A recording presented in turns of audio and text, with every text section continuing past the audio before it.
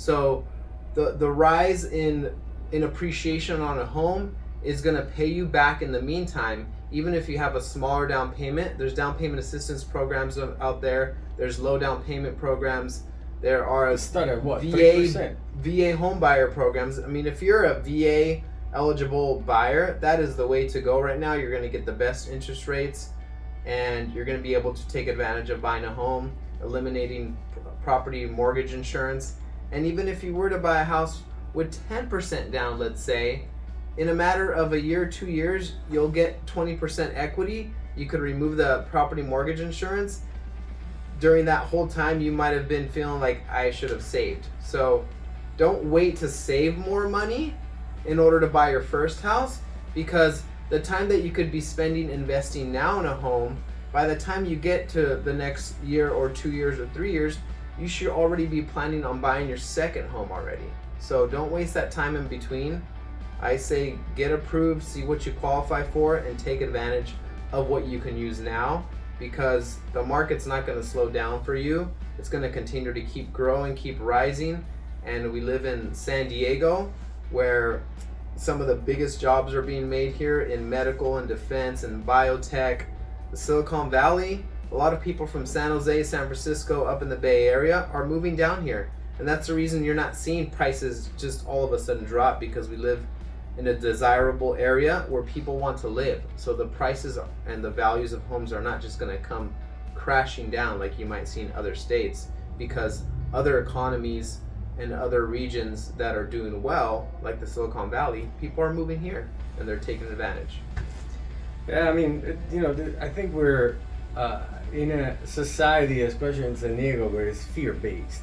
So a lot of people are fearful of losing their job, so that's why they don't want to buy a home.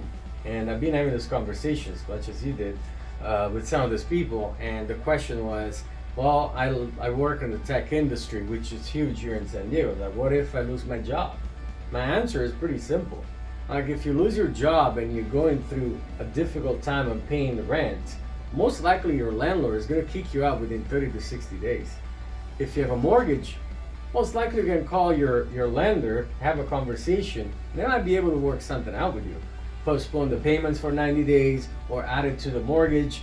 They will do something. They don't want to foreclose on you. The other fear base that I see is people are saying the prices are too high. We're going to see the prices come down. Most likely that's not going to happen. I mean, we did see that the prices dropped, 13, 16%, depending on zip code. Starting from April 22 all the way to January 2023, we dropped 13 to 16% across the board in San Diego County. Then what happened? From February to August 23, they went back up, just like we were back in April 2022. Today's median price in San Diego, adding attached, detached, townhome, twin homes, is $895,000, $895,000. I was looking at an article today from cafe.com and Zerpel, which are huge companies that talk about rental market and whatnot. A 3-bedroom in San Diego County, an apartment, goes down for $4,300. That's the average rent you're going to pay for a 3-bedroom apartment. To me, that is insane. At that point, you might want to buy your own place. At that point, you want to, try to grow up and you put some money that you saved into that and build that equity and pay your debts, which is your mortgage, which is a good debt, and actually increase your net worth way more than wasting $50,000 a year in rent. I mean, it's a very hard situation, and I feel I feel for people. It's hard to get into a home ownership. It is hard. It's not an easy thing to do. The prices are high. They're not low. They were lower 2, 3, 4, 5 years ago. The interest rates are high. I mean, undeniably, they are high.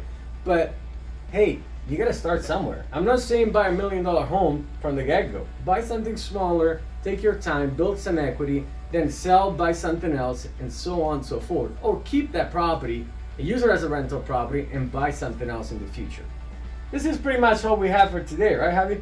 Yeah, absolutely. I wouldn't get too picky with the first house that you buy, because your first house is just that stepping stone to get you to the next house, to get you to an investment property.